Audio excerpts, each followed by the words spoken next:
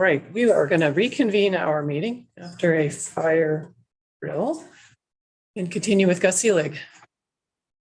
Well, I think Representative Smith was about to ask a question, but he's here yet. Not here. So I'm going to wrap up with three thoughts about things that are not in the bill that ask you to think about whether at least figuring these issues out for the future can be addressed. And the first is that last week we established in the housing bill something called the Neighborhood Housing Partnership Program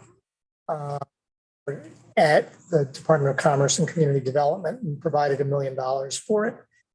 And I think the idea behind that was that we really needed cross-agency thinking about how do we bring infrastructure, particularly to rural communities. And I think it would be really helpful if you asked A&R, Commerce, and VTrans to sign some sort of memorandum of understanding about how they're going to work together to get infrastructure dollars, because there's going to be a lot of infrastructure dollars flowing through the Inflation Reduction Act for water, sewer, sidewalks, roads over the next 5 years. And that would be something that would help lots of our rural communities as you've been trying to address rural villages, but also figure out how to really do neighborhood development the right way, and could be a way to take some of the cost off the backs of developers. So that's the first suggestion I'd make. So just to, I want to, A&R, ACCD, and VTrans. Yep. And is that already part of this program, Neighborhood Housing Partnership Program? It's implied, but I think it's, each agency, we do our best work, in my view, whether it was after Tropical Storm Irene or in this pandemic, when agencies get out of their silos and have to work with other agencies. And I think the issue of infrastructure is a piece of your committee's jurisdiction. So I guess I'm just saying, you should be asking them, how are you guys working together? How are we going to deliver infrastructure for rural communities in a meaningful way? How are we going to help housing developers by providing some of the infrastructure they need? So that's the first suggestion for you. Second suggestion, knowing that energy is a part of your charge here, is that, and I'm speaking as somebody who was on the VEIC board for 20 years and loves the work they do. The Public Utilities Commission and the Public Service Board have some statements they've made about wanting to address equity. What I can tell you, and I think you did some of this, was done to some degree in the Affordable Heat Act, but when we were developing housing and it cost half as much as it did today, the incentive from Efficiency Vermont for new unit is $2,700. Was $2,700 7 years ago. Today, when it costs twice as much, the incentive is still $2,700. So their lens, and you can argue from a climate perspective, this is the only lens to look at, is what will a dollar produce the most energy savings for? And to the extent that we keep ramping up the codes, they only want to incent activities that are above code.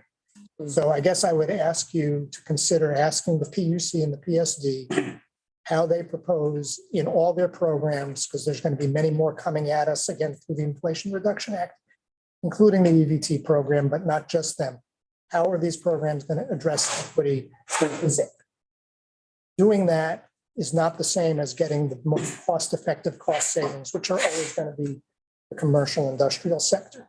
Now, I'm not saying all the dollars need to go one way or the other. I'm just saying we should have a discussion with people in charge of energy funding about how they can do more to address equity. Then I think we have a couple of questions on this. Yeah. Go ahead, or I can make my last. You can make your last one. Okay. The last thing I want to say, and this is one of the things you did when you dealt with Act 250 some years ago, was to send the appeals to the courts. The courts are incredibly slow. I don't have an answer for what you should do instead. New Hampshire's just adopted a housing appeals board for municipal permits.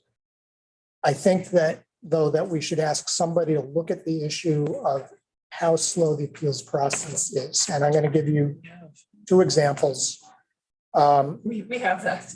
We have the example. We have the data on how slow the courts are. We provide it. But let me just say, we approved a development in Putney that has tremendous municipal support in a designated area. right next to the food co-op a little over a year ago. One neighbor, pro se, appealed the project. It took till about a month and a half ago for the judge to decide with a summary judgment, no hearing because no merit to the appeal, not dismissed her case. She's appealing to the Supreme Court. Best case, we'll get a decision from them October, November. So best case, 2 years after the project was approved, supported by the municipality in a designated area where we want growth to happen, really long time. So I think whether you want to have a legislative summer study or get a group of stakeholders convened, or we just need to look at, is there a better model for more quickly resolving these issues?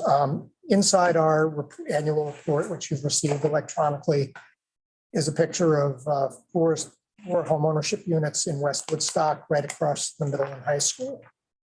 That project, which was built at half the density allowed under Woodstock zoning, spent 10 years in the courts, 2.5 trips to the Supreme Court.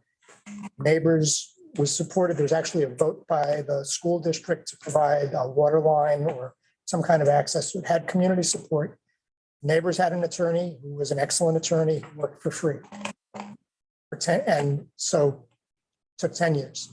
So I guess I'm just going to say for myself, I don't think the decision to send every environmental decision to the courts is necessarily a great decision. And at least for housing, we need a faster appeals process. So those are the three things that are not in the bill. I'm not asking you to fix them in this legislation, but to create a process that gets us to fixing them. And that's the end of my testimony.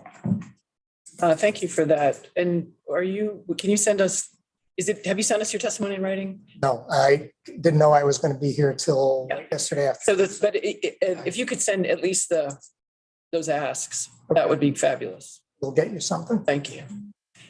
All right, members. Did you still have a question? It's fine. Great. Yeah.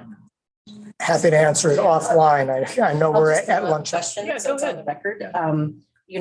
You raise a really important point about building energy code going up. And as we were told by the department, Efficiency Vermont is allowed to go, and our other EEUs are allowed to go after all cost-effective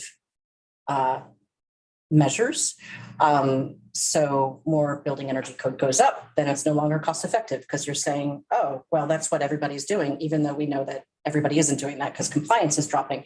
My question is, right now, I thought we determined cost effectiveness based off of the societal analysis. And I'm wondering, we just decided that we would bring in the public health benefits if you switch to like an induction stove from a gas stove. So my question is, do you have suggestions about how to modify what we tell our EEUs is appropriate, given that what made sense 30 years ago, just use less kilowatt hours, is not necessarily representative of what we're doing now if we're trying to actually electrify?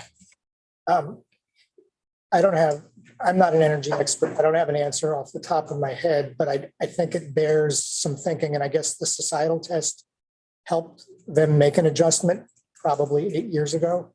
But because we keep raising the codes, and I think what you have to understand is, and I'm not just talking about people who have no income, many of the people we house are what I call the essential workforce. In fact, the overwhelming majority are people making $30 an hour, maybe a little bit more. They're 80-90% of median.